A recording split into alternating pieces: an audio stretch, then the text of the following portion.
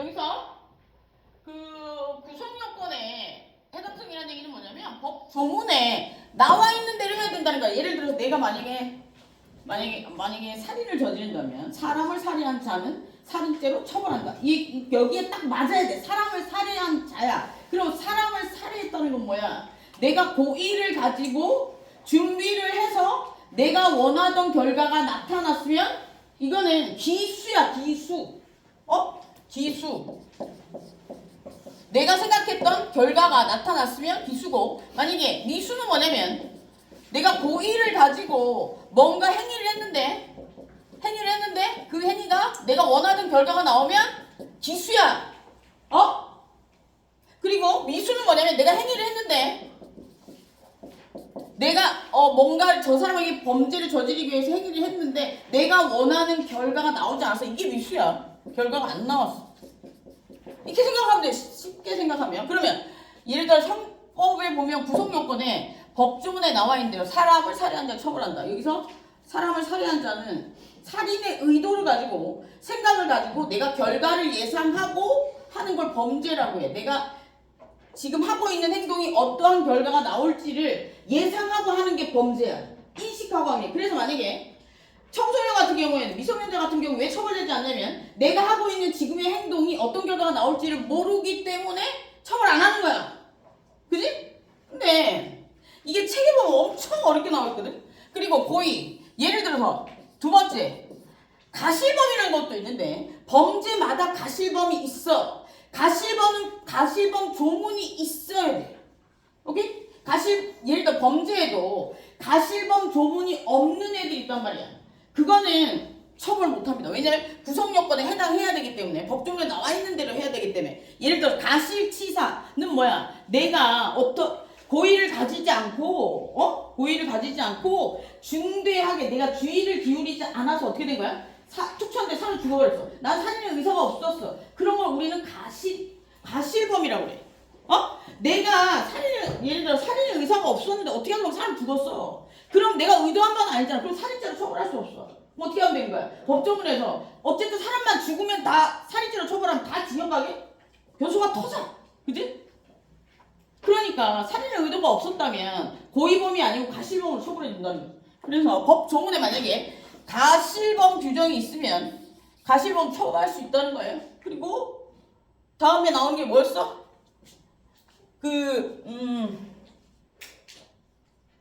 자기 부작위. 여기서 이제 행위 중에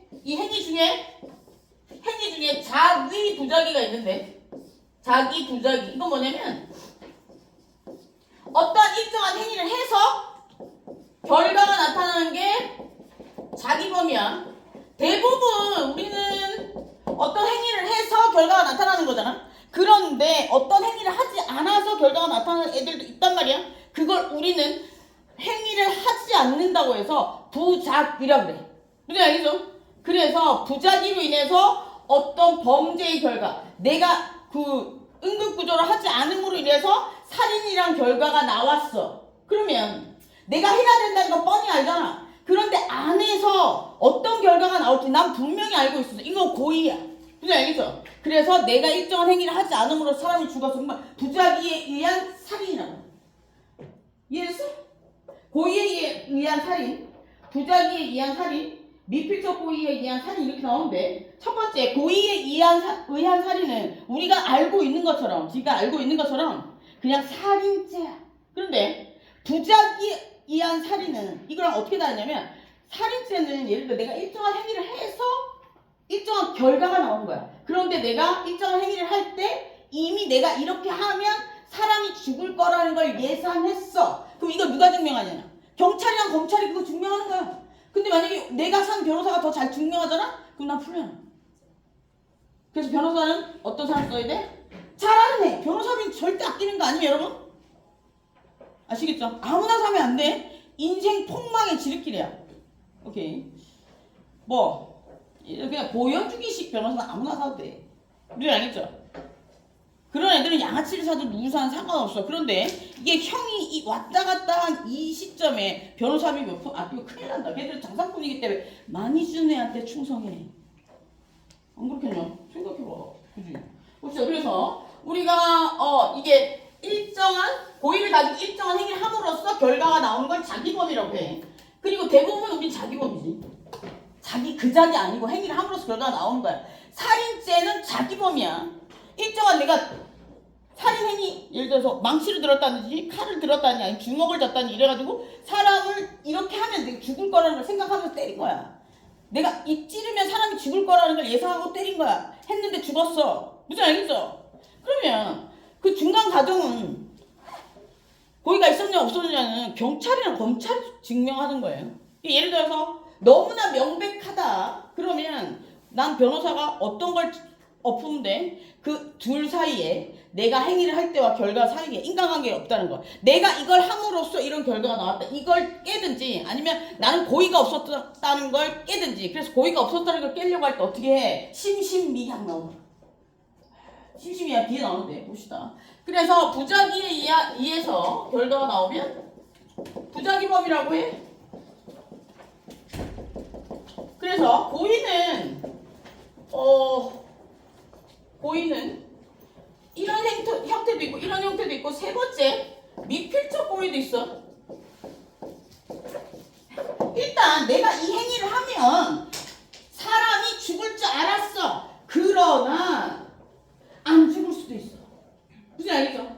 그런 것들을 미필적 고의에 의한 살인이라고 한대. 얘 들어줬죠? 내가 위에서 언덕에서 내려가는데 엑셀을 밟았어. 눈을 감았어. 그럼 여기 밑에 사람이 있어. 제가 안 피하고 죽는 거 아니야. 난 결과를 알고 시작했어. 그지? 내가 작정하고 걔를 타겟으로 간 건 아니지만 에라 모르겠다. 뭐 제가 되든지 안 되든지 이것도 미필적 고의예요. 살인. 고의는 필요 없지만 살인의 의도가 있었다. 이해됐어요? 세 개서 보면 그리고 다음 가실은 뭐냐면 내가 한 행위와 결과 내가 시작할 때 고의가 없었어. 내가 뭔가를 범죄를 저지르고자 하는 의도가 없었다고. 행위 시에 의도가 없었다고. 고의가 없었다고. 내가 이게 때려가지고 사람을 다치게 하겠다는 의도가 없었다고. 고의가 없었다고. 그런데 어떻게 하다 보니까 사람이 다쳤어. 내가 너 지나가다 이걸 이렇게 하다가 탁 던졌는데 네 눈에 딱 맞아서 네 눈이 실명이 됐어. 그럼 내가 이걸 탁 던졌을 때 내가 이걸 널 맞추려고 했겠냐? 내가 손을 이렇게 쥐고 있다가 나이가 들어서 손에 힘이 빠져서 떨어뜨린 거야. 그지? 그랬을 경우에 이거는 과실범이지. 그지? 이런 것들을 과실범이라고 해. 그래서 가실치상. 가실치상은 사람이 죽었다는 거야. 그리고 가실치상은 뭐냐면 내가 의도하지 않았지만 나의 일정한 행동으로 인해서 사람이 다친 거야. 그리고 상해랑 폭행은 어떻게 나냐면 내가 일정한 행위를 했는데 외과상해 상처가 나면 상해야. 그런데 내가 너한테 맨날 욕을 해. 너는 대가리가 터질 것 같아. 그럼 이거 외과상해 상처가 나냐? 야, 외과상해 상처는 이렇게 찢어지면 일정 시간이 지나면 안 오는 걸 외과상해 상처라고 해. 그거 아니고 내가 너한테 맨날 욕해가지고 자존감을 무너뜨려서 그러면 이거는 상처가 난 게 아니잖아. 그런데 내가 얘한테 물리적인 힘을 가했잖아. 그런 것들을 우리는 폭행이라고 해. 내가 힘을 가했는데도 외과적인 상처가 나지 않았지만 뭔가 상처와 유사한 후유증이 난 애들을 폭행이라고 해. 그래서 우리는 언어는 폭행이라고 해. 그래서 언어 폭행. 그리고 명예훼손 뭐 이런 것들은 일종의 뭐라고 얘기해? 명예훼손, 모욕 이런 것들은 언어에 의한 폭행이지. 그러니까 그건 잘 알아야 되는 게 뭐냐면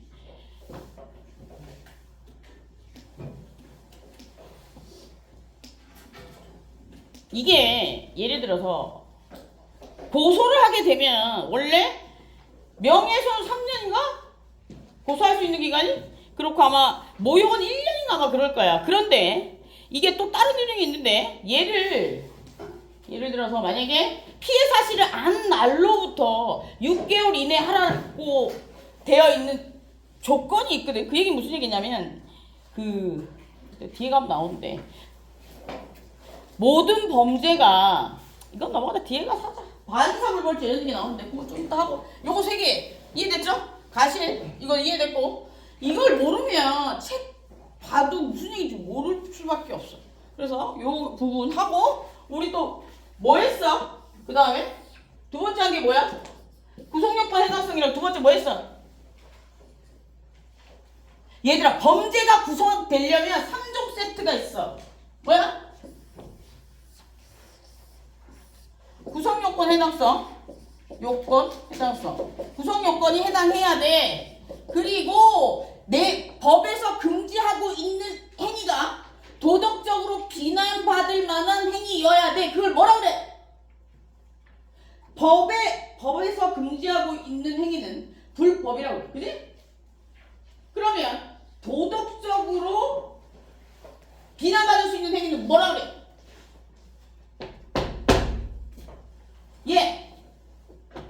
야, 네가 여자친구가 차 맞고 있는데 넌 가만히 있어야 되냐? 어떻게 할 건데? 때릴 거지. 그러면 그거는 사람을 때렸기 때문에 법에서 금지하고 있는 행위잖아. 불법이야. 근데 도덕적으로 지탄할 수 있는 위험한 행동은 아니잖아. 그런 것들 우리 위법성이에요. 사회 질서에 관한 행위 아니라고 해서 그런 것들 위법성. 범죄가 구성되는 위법성이 있어야 되고 세 번째 있어야 되는 게 책임성이야. 책임성. 책임성은 뭐냐면 내가 지금 하고 있는 행위가 이런 결과가 나올 걸 예상하고 했느냐 안 했느냐. 예를 들어서 내가 지금 이걸 이렇게 해가지고 이렇게 던지는데 내가 5살이야. 이거 던지면 사람이 맞으면 대가리 깨질까 알아 몰라. 모를 수도 있다는 거야. 그런 애들은 책임성이 없는 거야. 범죄에 대한 위험도를 인식하지 못했기 때문에 걔들은 처벌 못해. 그래서 범죄가 구성되려면 첫 번째 법 조문에 나와 있는 행동 그대로 해야 돼. 오케이? 그리고 두 번째 사회 질서에서 금지하고 있는 비난받을 수 있는 모든 구성원들이 돌을 던질 수 있는 행위여야 돼. 그리고 세 번째는 뭐야? 내가 지금 하고 있는 행위가 무슨 짓인지를 생각할 수 있어야 돼. 그래서 미성년자는 안 된대잖아. 그지? 미성년자 중에서 14세 미만은 처벌 아예 못 한대잖아. 14세 이상부터는 뭐 처벌을 할 수 있는데 판사의 선택이라잖아. 그지? 그리고 성인은 다 처벌할 수 있는데 심신미약에 들어간 애들은 처벌 못 한다잖아. 심신미약에 들어간 애들은 뭐야? 술 마셨어. 약했어. 이런 애들. 그런 애들은 처벌 못 한다고 돼 있는데 그거는 누가 입증해야 돼? 범죄를 저지른 사람이 행위 시에 내가 성인이라면 그 심신미약 상태에 빠졌다는 걸 입증해야 돼. 근데 술은 이제 안 돼. 왜냐면 술은 행위 시에 예를 들어서 얘기했지. 사람은 알코올 분해 속도가 다 다르기 때문에 2병 먹어서 심신미약이지 1병 먹어서 심신미약이지 이거 모르잖아. 그리고 이미 걔가 잡혀왔을 때는 알코올에 계속해서 분해가 가고 있었단 말이야. 그렇기 때문에 그거는 그렇고 마약은 아직까지 통상적인 기준들 있잖아. 사람의 몸무게에 비례해서 마약이 반응을 한단 말이야. 약하고 술하고는 완전 달라. 약하고 싶은 애들 절대 하면 안 돼. 약은 한 번 시작하면 인생 끝이야. 우리가 약은 뭘 끊는 거냐면 우리 머릿속에 있는 그 세포가 있잖아. 세포가 연결하는 줄이 있단 말이야. 그 줄을 끊는 거야. 줄을 끊으면 어떻게 되겠어? 멍청해지겠지. 응? 그럼 이 머릿속에 약 하나가 어딨어? 내 말 맞지? 쉽게 이야기하면 그거잖아. 얘 맞니? 맞아? 머리에 뭐 이렇게 신경들이 막 있는데 여기서 이렇게 지시해서 내려온단 말이야. 근데 머리에 이렇게 예를 들어서 얘랑 이렇게 있잖아. 그럼 요 줄 사이에 줄이 있어, 그지? 쉽게 이야기하면 그 다른 말이 있긴 한데 있는데 약을 하면 얘를 끊어버린대. 우리가 술 많이 먹어 왜 필름이 끊긴 줄 아냐? 얘가 흐려져서 그래. 끊기는 건 아니고. 내 생각은 그런데. 보자. 그래서 그런 얘기들이 나옵니다. 그래서 보자. 책에서 한번 보고 넘어가자. 이거는 다 했어. 이제 형법은 오늘 다 끝나. 형법 별게 없어. 그리고 처벌 규정 강론만 보면 돼. 총론이 아예 이해가 안 되면 볼 수가 없어서 내가 지난주에 한번 해줬고 이번주에 하는 거야. 보자. 보정경에 넘어가고 구성요건 해당성부터 제형법정주의. 제와 형벌은 법에 나와 있는 대로 해야 된다는 게 제형법정주의고 중요해. 그거는 꼭 알고 있어야 돼. 그리고 쭉 넘어가서 범죄의 형식번, 구성번 이거 한번 읽어보고 싶으신 분들 여기 나왔잖아.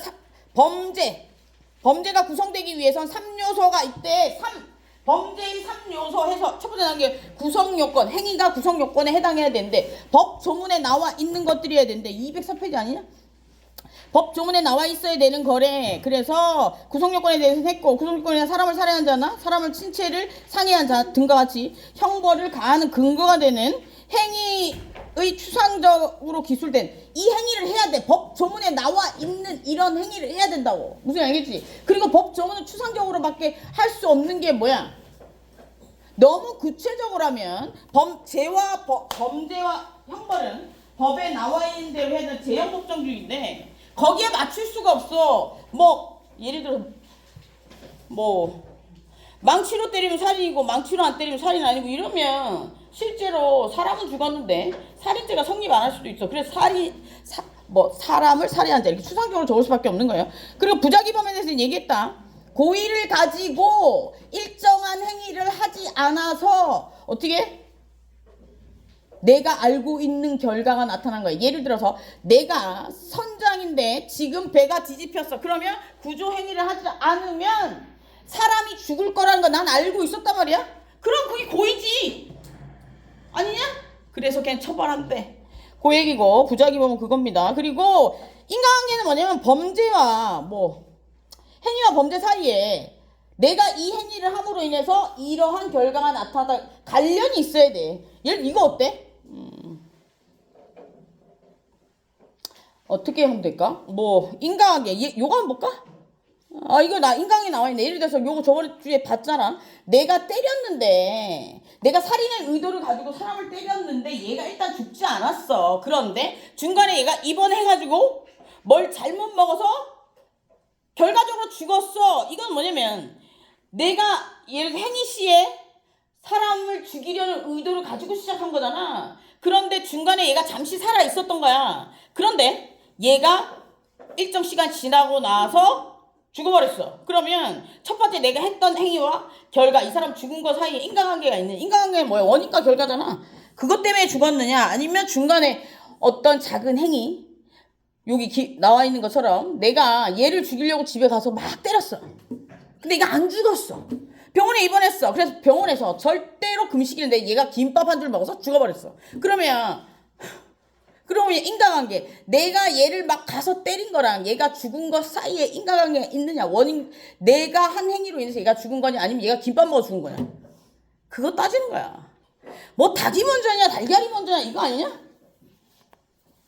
그러니까 일단 살인의 뭔가 범죄 의도를 가지고 갔으면 거기에 대해서 자기가 책임져야 되는 거야. 아니면 내가 여기서 풀려나고 싶어. 어떻게 해야 돼? 인간관계 깨버리면 돼. 네가 김밥 먹어서 죽었다는 거 입증하면 돼. 뭔 얘기 알겠냐? 내가 너를 몇 대 때렸는데 그 정도로는 사람이 죽지 않아. 그런데 네가 김밥을 먹어서 죽은 거 이거 입증하면 되는데 어떻게 입증할 건데? 내 생각은 그렇다. 고의는 뭐야? 그 고의란 행위자가 구성요건에 해당한다는 사실을 알고, 이게 무슨 얘기야? 내가 이 행위를 하면 살인죄가 성립되고 사람이 죽을 거라는 사실을 알고서 어떻게 그런 행동을 한 거야. 근데 내가 만약에 모르고 했어. 근데 사람이 죽었어. 그럼 가실치사야. 가실치사. 좀 가실 있잖아. 행위 시에 내가 할 결과, 범죄에 대한 결과를 예상하지 못했으면 그건 가실범이라고 보시면 됩니다. 그리고 여기서 보면 미필적 고의 같은 경우에는 이 사례에서 보면 여기 답에 자기의 행위로 범죄가 발생한다는 확실한 인식은 없지만 어떻게? 그러한 결과가 발생하더라도 괜찮아. 내가 이걸 한다고 해서 저런 결과가 나타날 거라고 완벽하게 생각하고 있지 않지만 만약에 죽는다 해도 난 상관없어. 이게 미필적 고의의 사례야. 내가 만약에 옥상에서 돌멩이를 던져. 그러면 나는 한 사람을 타겟으로 해서 던진 게 아니잖아. 그렇기 때문에 우리가 일반적으로 얘기하는 살인죄가 안 된단 말이야. 사람이 죽으면. 그럼 이건 뭐야? 내가 옥상에서 돌을 던질 때 밑에 사람이 지나가서 안 맞을 수도 있지만 맞아도 상관없다는 의도로 던지는 거 아니야? 그럼 미필적 고의에 의한 살인이야. 사람이 죽으면. 그렇게 생각하시면 돼요. 뉴스에 이런 얘기들이 많이 나오더라. 그리고 사실의 착오는 뭐야? 범죄의 대상이 달라졌어. 그런데 예를 들어 내가 일정한 행위를 하는데 범죄의 대상이 있을 거 아니야? 이 대상이 달라졌다. 그러면 대상이 달라지고 결과는 마찬가지로 나타났어. 예를 들어 아까 교과서에서 어떤 여자가 남편을 죽이기 위해서 남편 약에 독을 탔는데 그날따라 남편이 그 약을 안 먹었대. 한 해를 안 먹었대? 근데 가정부가 그걸 먹었대. 그러면 내가 처음에 시작할 때 사람을 죽이고자 하는 의도로 그 보약에 독약을 탄 거잖아. 일단 죽었잖아. 그래서 그 대상이 바뀌었다고 하더라도 살인죄는 된다는 거지.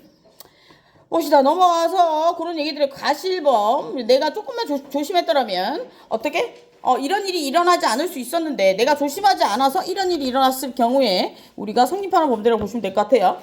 그리고 결과적 가중범이라는 건 뭐냐면 행위자가 일정한 고의를 가지고 한 범죄 행위가 그 고의를 초과해서 나타났대. 그러니까 내가 사람을 때리려고 했는데 결과적 가중범이라는 건 이것도 좀 애매한 게 내가 얘를 처음에 때릴 때는 그냥 살짝 스크래치만 내지 이랬는데 애가 죽어버렸어. 내가 행위 시에 의도했던 것보다 더 큰 결과가 나타났어. 그럼 어떻게 된 거야? 한번 보자 여기서. 결과적 가중범이란 행위자의 일정한 고의에 의해서 범죄 행위가 그 고의를 초과하여 중한 결과를 발생하는 경우 예를 들어서 상대방의 얼굴을 한 번 때렸을 뿐인데 넘어져서 머리가 부딪혀서 어떻게 됐어? 죽었대. 그러면 폭행으로 인해서 사람이 죽은 거야. 이건 누가 입증해야 되냐면 나도 입증해야 되지만 경찰이나 검찰도 입증해야 되는 거야. 얘가 고의를 가지고 했느냐 아니면 폭행의 의사를 가지고 했는데 얘가 죽어버렸네. 다른 거 형량이 다르거든. 예를 들어 내가 의도적으로 사람을 죽이고자 했으면 15년 이상인가? 아마 그럴 거야. 근데 만약에 내가 폭행을 하고자 했는데 얘가 죽어버렸어. 그렇게 되면 좀 낮아. 한 10년? 이렇게? 그 정도. 내가 형량까지 다 모르겠다. 그리고 그 밖에도 낙태치사상죄. 낙태죄는 사라졌나? 그때 막 올라갔었는데 실시간 찾아볼게. 체포구금. 체포하는 게 목적이었는데 얘가 죽거나 다쳐버렸대. 아니면 강간이 목적이었는데 얘가 죽어버렸거나 상해를 입었대. 그럼 어떻게 된 거야? 강간치사상죄가 되는 거야. 예를 들어서 그리고 강도치사상죄 그러니까 처음에 내가 의도했던 결과보다 더 커다란 결과가 나타난 거야. 무슨 얘기가 있지? 내가 강도하려고 들어왔는데 예를 들어서 강도는 뭐냐? 절도는 뭐고 강도는 뭐야? 절도는 가서 그냥 물건만 훔쳐 나오는 게 절도고 강도는 뭐냐면 들어가서 사람을 해치고 물건을 가지고 나오면 강도야. 그런데 여기서 만약에 얘가 강간을 하고 훔쳐왔어. 그럼 뭐라 그래? 이거는 결과적 가중범이지. 내가 들어갔더니 얘를 때리고 그냥 물건만 가져 나왔으면 되는데 물건 절도죄보다 강도죄보다 강간죄가 훨씬 더 형량이 높거든. 그랬을 때 처음에 의도했던 것보다 훨씬 더 큰 결과를 나타낸 거야. 그래서 나는 모든 범죄를 예를 들어서 죄는 한 번쯤 지을 수도 있다라고 생각을 하거든. 물론 지으면 안 되겠지만 사람에게 한 번의 기회는 줘야 된다는 주인데 강간, 성폭력은 아니라고 생각한다. 그거는 개선의 여지가 없어. 걔네들은 일말의 여지가 없어. 걔네들은 얘 대가리에다가 성범죄자 이렇게 적어야 된다고 생각해. 문실 새겨야 된다고 생각해. 어떻게 생각해? 혹시 여기 없지? 그건 아니라고 생각한다. 그리고 특히 그냥 좋아. 성인은 누명 쓸 수 있으니까 빼고 아동을 상대로 해 산 놈은 진짜 죽여버려야 돼. 그 새끼는. 그냥 사형시켜야 돼. 내가 봤을 때. 그렇게 생각한다고. 내가 만약에 법을 만든다면 그렇게 만들겠다는 거야. 내 의사를 니들이 나중에 훌륭한 사람 돼서 좀 반영해주라. 강간은 내가 봤을 때 하학적 과세 필요 없고 그냥 못 나오게 해야 돼. 어떻게 생각해? 그지? 야 근데 남자도 강간당할 수 있다. 그리고 거꾸로 당하는 경우들도 있고 요즘에는 남자가 남자에게 강간당하는 경우도 있고 그래. 어차피 예를 들어서 누군가가 나의 성적 수치심을 느끼게 하면 성행위로 인해서 성적인 수치심을 느끼게 하면 그게 강간이거든. 예전에는 여자가 남자에게 이렇게 돼 있었어. 근데 바뀌었어. 왜? 거꾸로 당하는 경우들이 있었거든. 얘 사람들이 뭐 이렇게 생각하잖아. 누나 이게 껌 좀 씹는 누나한테 당했어. 그러면 야 뭐 여자가 뭐 해준대 이런 인식이었잖아 예전에. 근데 요즘에는 그게 좀 바뀌어가지고 조문 자체가 바뀌었어. 그래서 그렇게 알고 계세요. 그리고 이제 대학생들이 가장 많이 억울하게 들어갔다가 집행유예 풀려나는 게 뭐냐면 실제로 들어가는 경우도 있고 여자친구랑 손잡고는 조금 힘들고 손 안 잡고 거리를 두고 호텔이나 모텔에 들어갔는데 나올 때 팔찌타고 나오는 경우도 있다. 무슨 알겠죠? 그러니까 모든 관계는 노라고 시작하면 그때서부터는 하면 안 됩니다. 뭐 모텔 안에 호텔 안에 CCTV가 없잖아. 그지? 그거 어떻게 입증할 건데? 울고 난리 나고 막 이러면 피해자의 말에 힘이 실릴 수밖에 없어. 한 놈 보내는 건 시간 문제라는 거야. 알았죠, 남학생들? 그런 걸로 전화 온 애들 종종 있다. 알았지? 여자친구가 헤어지자고 했더니 성추행범으로 고소했대. 야, 그래가지고 성추행범으로 고소하면 경찰서 몇 번 왔다 갔다 하고 나면 멘탈이 무너져. 그 나중에 나오고 나서 그걸로 혐의 없음으로 나와도 그걸 또 무고로 넣고 이러려면 또 시간이 걸리고 그러다 보면 생활 자체가 패턴이 무너질 수도 있어. 그리고 절대 없는 사실로 다른 사람을 고소하거나 고발하면 안 됩니다. 그러면 무고죄 성립할 수 있어. 무고죄 형량 높다. 그리고 다음으로 나오는 게 위법성입니다. 위법성이나 구속요건에 해당하고 이것이 법질서 전체의 관점에서 비추어봤을 때 어떻게 허용되는 것인가, 나쁜 행위인가라는 거죠. 그래서 위법성이 깨져버리면 범죄가 성립하지 않아. 위법성 조각사에는 정당방위, 그리고 긴급피난 이런 것들이 있습니다. 그래서 정당방위는 자기가 현재 지금 너무 위험해. 사람이 저기서 나를 죽이려고 칼을 들고 와. 그러면 어떻게 해야 돼? 내가 쟤를 때리면 쟤 팔목을 잡으면 폭행이나 상해니까 나는 가만히 있어야 돼? 배에 구멍이 날 때까지? 그거 안 된다는 거야. 그거는 내가 너무 위험한 상황이기 때문에 나의 기본권이 침해될 수 있기 때문에 그건 지켜야 된다는 거지. 이해됐죠? 그래서 그건 위협하지 않다는 거고. 넘어가서 지금 긴급피난. 아주 긴급하게 내가 도망을 가야 되는 입장이야. 그런데 갈 데가 없어. 그러면 다른 사람의 기본권을 침해할 수 있느냐? 긴급피난도 위법성이 깨지는 사유 중에 하나입니다. 그래서 이제 좀 이해가 안 되면 뒤에 불독이 사자가 한 마리 따라오고 있어. 사자처럼 생긴 엄청 큰 개가 한 마리 따라오고 있어. 그럼 어떻게 해? 쟤한테 물리면 뒤지는데 어떻게 해야 돼? 나는 문 열려 있는 집에 들어가야 되는 거야. 근데 문 열려있는 집에 들어가면 범죄가 되는 거지. 주거침입. 난 이게 들어가면 주거침입이라는 거 알고 있었어. 그러니까 범죄 맞지. 그런데 그거보다 내 생명이 더 우선시 돼야 되는 거 아니야? 그래서 우리가 법을 만든 이유는 뭐야? 개인의 기본권을 지키기 위해서 있는 거거든. 그래서 봅시다. 넘어가고. 자구행위라는 건 뭐냐면 어떤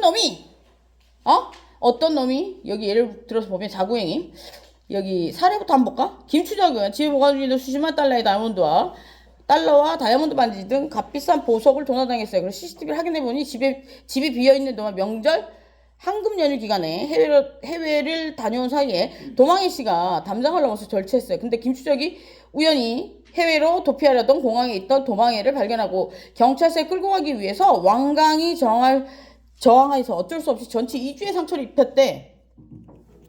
이거는 어떨까? 자구행위라는 건 뭐냐면 내가 내 기본권을 구제할 수 있는 거야. 그지? 근데 자구행위는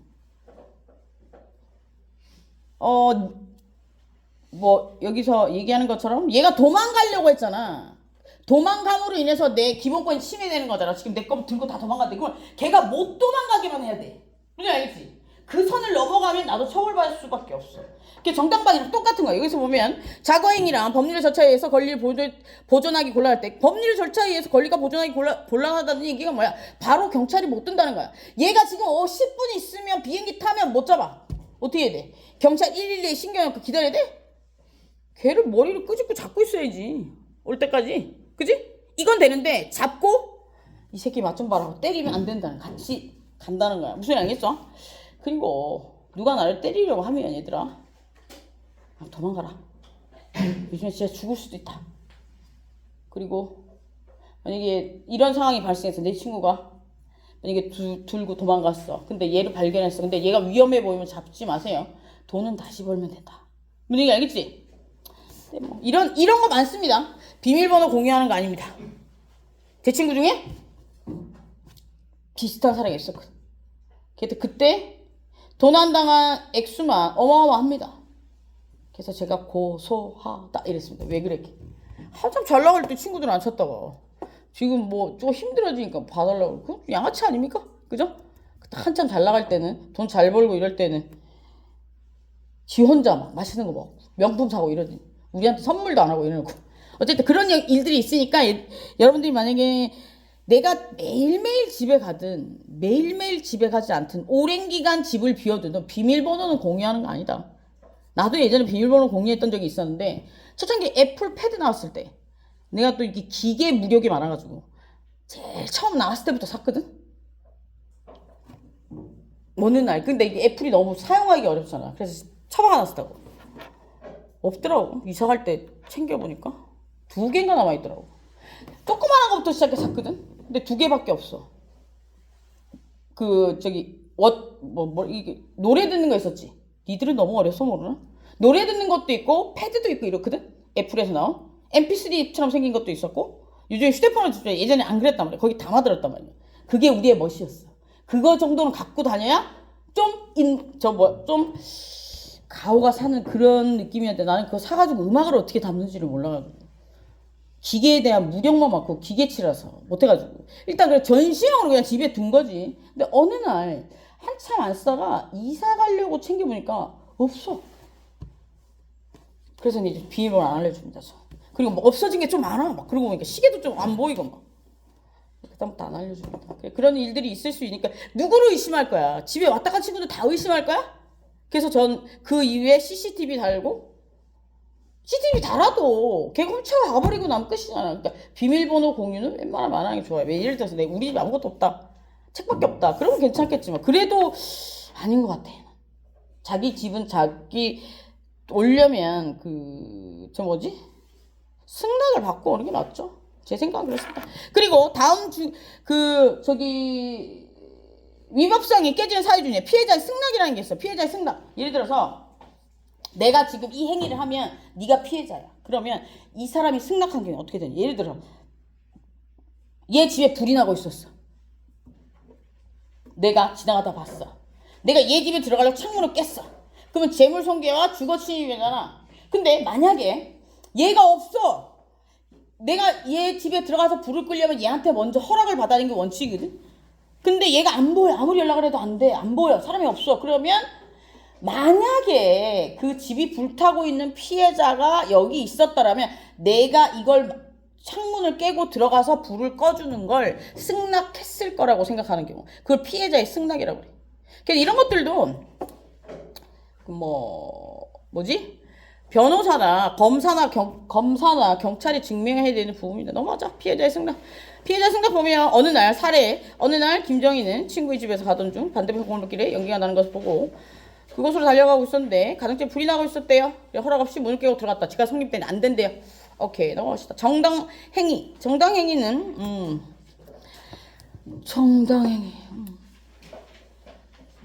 정당행위는 정당방위하고는 약간 다른데 법령에 의한 행위 또는 업무로 의한 행위, 기타 사회상규에 의해서 위배되지 않는 행위로서 벌하지 않는 행위, 즉 위법성이 조각되는 사유를 얘기하는데 예를 들어서 법령에 의한 행위로는 공무집행행위, 징계행위, 현행범의 체포 이런 것들은 무슨 얘기냐. 예를 들어서 누군가가 얘가 뭘 잘못했는데 예를 들어서 공무집행 이건 하지 마. 이거는 좀 헷갈릴 수도 있으니까. 그러니까 이런 거지. 조직을 운영하기 위해서 일정한 통제가 필요해. 그 통제 속에는 나의 기본권, 구성원들의 기본권이 침해되는 경우들이 발생을 하잖아. 예를 들어서 여기서 보면 현행범의 체포행위, 정신병자에 대한 감호행위 이런 것들을 얘기하는데 이거 그냥 넘어갑시다. 이거는 몰라도 될 것 같아요. 책임성이라 내가 지금 보면 구성요건에 해당하는 위법한 행위를 한 자가 가해자는 이 책임이 없으면 형벌을 줬다. 내가 이걸 하면 이런 결과가 나타날지 몰랐던 상황일 때 그렇게 책임이 없으면 형벌도 없는 것처럼 여기서 뭔가 책임이란 구성요건에 해당하는 위법한 행위를 한 자에 대해서 가해자의 인격적 비난을 말하는데 책임이 없으면 형벌도 없다는 말이 있듯이 현대에 쭉 넘어가서 책임에 대한 이야기는 책임이 뭐 설명이 밑에 있다. 책임 능력. 예를 들어서 책임 능력이랑 육체적 건강과 정신적 건강 성숙에 의해서 사회적 행동을 할 수 있는 정치적 성숙을 얘기하는데 여기서 우리 형법에서는 너무 어렵게 정하지. 내가 쉽게 이야기해서 저거야. 내가 지금 하고 있는 행위가 이 결과가 나타날 줄 알았느냐 몰랐느냐. 오케이? 그래서 미성년자의 경우에는 내가 지금 하고 있는 행위가 똥이 된장인지 모른다. 이런 결과가 나올지 몰랐다는 거야.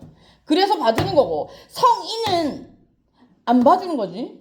그리고 성인 중에는 내가 지금 하고 있는 행위가 이런 결과가 나타날지 모를 상황 뭐가 있냐. 첫 번째 심신미약인데 술 마셨어요. 그리고 약했어요. 하나 더 있다. 치매 뭐 이런 거. 정신병자 이런 거. 이런 것도 입증해야 되는 겁니다. 넘어가자. 그게 다야. 그리고 미수범을 보면 미수범이란 범죄의 실행에 착수해서 행위를 종료하지 못하는 것들을 미수범이라고 합니다. 그래서 미수범은 예를 들어서 내가 소매치기를 시도했는데 못 훔쳤어. 그럼 이거 기수야 미수야? 미수인 거죠. 내가 의도한 일정 행위를 했는데 결과가 안 나왔어. 그러면 미수인 거지. 예를 들어서 살인미수. 내가 살인의 고의를 가지고 저 사람을 찔렀는데 안 죽었어. 그치? 살인미수인 거지. 봅시다. 그럼 여기서 예를 들어 중지미수 이런 것도 나오는데 중지미수는 뭐냐면 미수에도 종류가 여러 개 있거든. 그래서 여기서 보면 미수범에는 장례미수, 중지미수, 불능미수가 있는데 요 사례에서 보면 다 나온다. 보자. 여기서 보면 장거세는 친구인 김카사와 함께 항진을 강간하기 위해서 으슥한 골목길을 갔으나 양심의 가책을 느낀 김카사는 장거세를 말리면서 다투던 중 신고를 받고 출동한 경찰에 체포됐다. 특수강간 미수라는 거 체포돼서 이 강간이 안 이루어졌잖아. 그지? 그래서 현재 특수강간이란 모든 범죄에 특수가 붙는 건 2인 이상이 밤에 무기를 들고 이 세 개 중에 하나만 걸리면 특수야. 그래서 특수 강간 미수 혐의로 구속됐는데 실제 강간이 이루어진 것이 아니고 장거세는 말리다가 다투기까지 하였는데 장거세의 형사처벌은 어떻게 되느냐. 장거세는 어떻게 하는가. 하지 말라 그랬잖아. 그지? 이 사람은 범죄를 중간에 스톱 시키려고 했던 사람이잖아. 그지? 그 사람들은 중지범이라고 해. 그래서 여기서 보면 김카사가 외부적 장애로 인해서 범죄 행위 자율 실행을 중지하였거나 결과 등에 적극적으로 방지하기 위해서 노력을 했다. 범죄를 막기 위해서 노력을 했다. 그러면 중지범이 될 수 있어. 근데 그게 예를 들어서 봐봐요. 얘가 강간을 했는데 3명이 들어가서 특수강간을 했는데 한 놈 계속해서 말렸는데 결국 강간이 이루어졌어. 그러면 얘는 기수야. 그지? 기수고 만약에 중간에 누가 말려가지고 그게 범죄의 결과가 이루어지지 않았다 그러면 미수잖아. 근데 미수범들도 중지미수, 결과미수 이런 거 있는데 이것까지 알아야 될까? 이건 넘어가자. 일단 1번은 모르는데 여기 불능미수는 뭐냐면 실행 수단이나 대상의 착오에 의해서 결과의 발생이 불가능한 경우 불능범이라고 한다. 요 정도만 불능미수. 보자.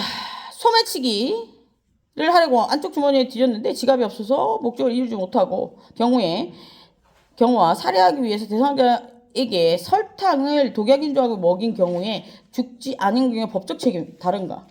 앞에 건 미수고 뒤에 거는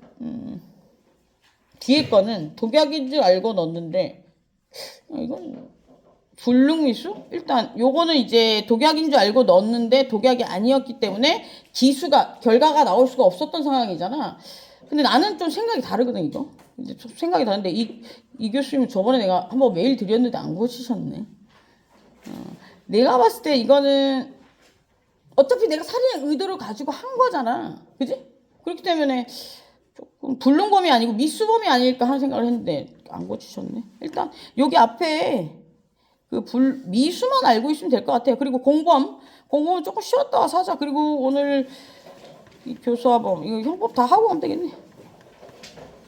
청론 다 하고 가면 되겠다. 재수론 필요 없고 일제, 수재 형법 별게 없어. 그리고 저기 뭐야 출석. 저기 이상 있는 애들은 지금 와서 얘기해. 쉬는 시간 나 끝나면 바로 가야 되니까.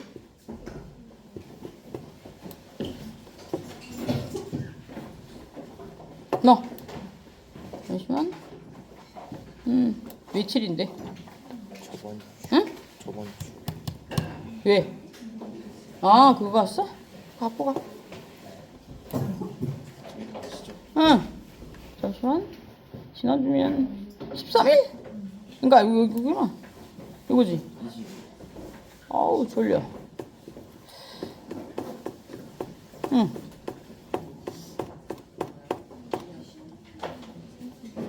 또 잠시만. 언제? 다 저번 주야? 네, 저번 이름? 주 유성화요. 왜? 그때 말씀 줬어? 네? 뭐 줬어 나한테? 유성아? 말씀 응 얘기했어? 네. 그리고 드린 것도 아 있는데 그래? 있어. 나 이거 좀 끄고.